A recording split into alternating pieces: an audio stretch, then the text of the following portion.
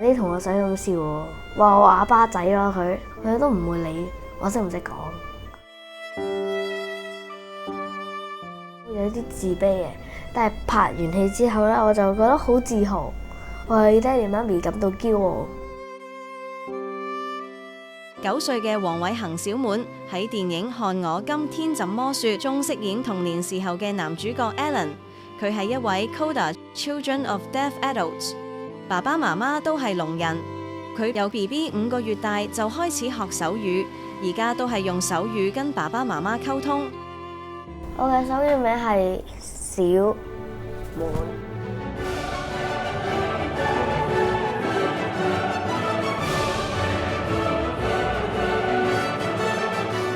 5個月大咧，就爸爸媽媽都有幫我報嬰兒手語班嘅。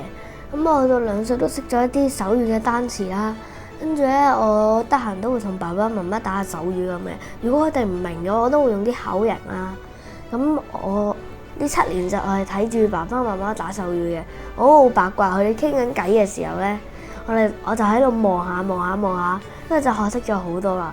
用手語會好啲咯，因為如果我真係用讀唇嘅話，佢哋可能睇唔明噶嘛。我爸爸嘅朋友咧 Fiona， 佢係黃修平導演嘅，佢就想揾個識打手語嘅男仔啊。Fiona 佢就介紹咗我過嚟呢度，咁我面試成功咗，呢個發燒嘅過程就開始啦。喺海灘嗰幕係除衫除褲嗰度啊，正常係擺對襪落去鞋裏面噶嘛，我嗰時係掛咗喺樹上面，我見到條樹枝，全部都係睇到甩下巴咁。我好細個嘅時候，佢就講過嘅故事啊。跟住收到份劇本之後咧，佢就覺得好似佢童年一樣，有種童年嘅感覺。小滿嘅爸爸係一位手語翻譯員，協助聾人提供聾人翻譯服務。佢都係一位聾人表演者，參與過不同嘅舞台劇，而電影《看我今天怎麼說》，佢都有份參與演出。當我收到黃修平導演嘅劇本嘅時候呢，我一睇咧，真係好似我細個故事。但係黃修平導演應該唔知道我細個係點嘅，真係好奇異嘅。劇本有我相同嘅經歷，差唔多一樣嘅，非常之巧合。喺屋企我同小滿溝通嘅，都係用口語及手語共用。但係出邊，譬如喺地鐵裏邊啦，喺嘈雜嘅環境中咧，都會用手語嘅，因為手語會比較方便啦。小滿同小滿嘅細佬一齊搭巴士嘅時候，有啲路人咧會覺得奇怪。兩兄弟咧喺傾偈嗰陣時咧，佢哋會一齊用口語，又一齊用手語。有啲路人咧會覺得奇怪，但係都係善意嘅眼光同埋微笑。有啲人有時會抄襲我哋手語嘅動作啦。你問我會唔會覺得佢哋冇禮貌？佢哋可能都係出於好奇心，我都習慣咗嚇。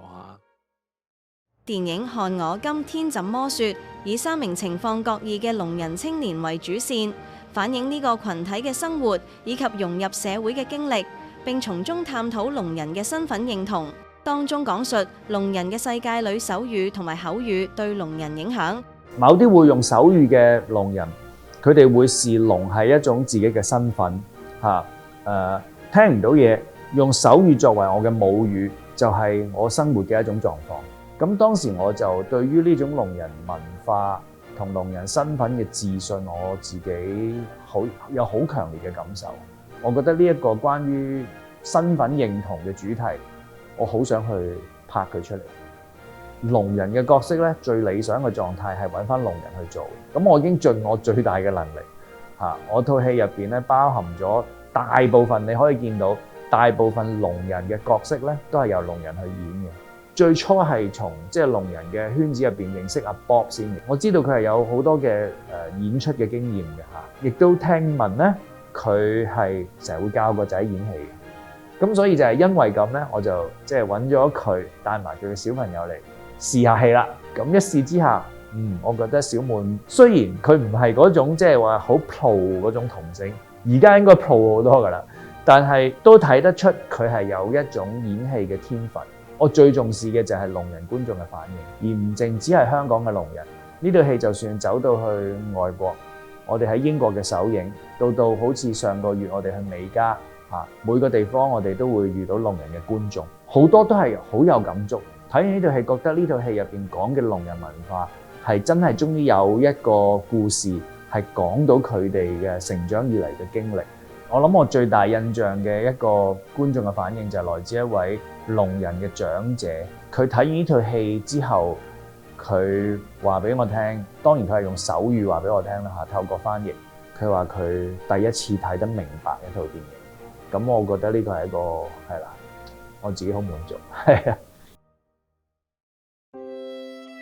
你同我使咁笑喎，我啞巴仔咯，佢都唔會理我識唔識講。佢話做翻自己嘢咯，唔好理佢就得㗎。有啲自卑嘅，但係拍完戲之後咧，我就覺得好自豪，我為爹哋媽咪感到驕傲。我希望可以讀好啲書，大個可以揾份好工作，賺多啲錢俾爹哋。多謝你咁辛苦賺錢養我。佢話佢想將來賺多啲錢俾我，其實我冇呢一種期望，我只係希望佢成為一位有用嘅人，喺社會上面有貢獻。賺錢唔係最緊要嘅，我知道佢成日我想賺錢俾我，但係最重要嘅係我希望佢自立咧，唔使依靠父母，希望佢面對困難嗰時候可以堅持，唔好因為有障礙就放棄，唔好咁容易喊啊！希望我而家能教佢成為一位能夠面對困難嘅人，將來我唔喺佢身邊嘅時候，好多路都係要靠佢自己選擇，我唔會俾佢壓力，呢個唔係我嘅性格啦。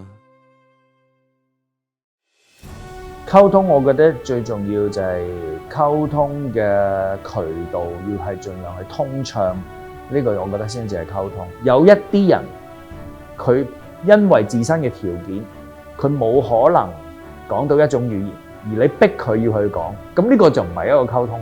咁喺呢種情況底下，所以我覺得翻譯嘅朋友就變得中間有一個好重要嘅角色咯。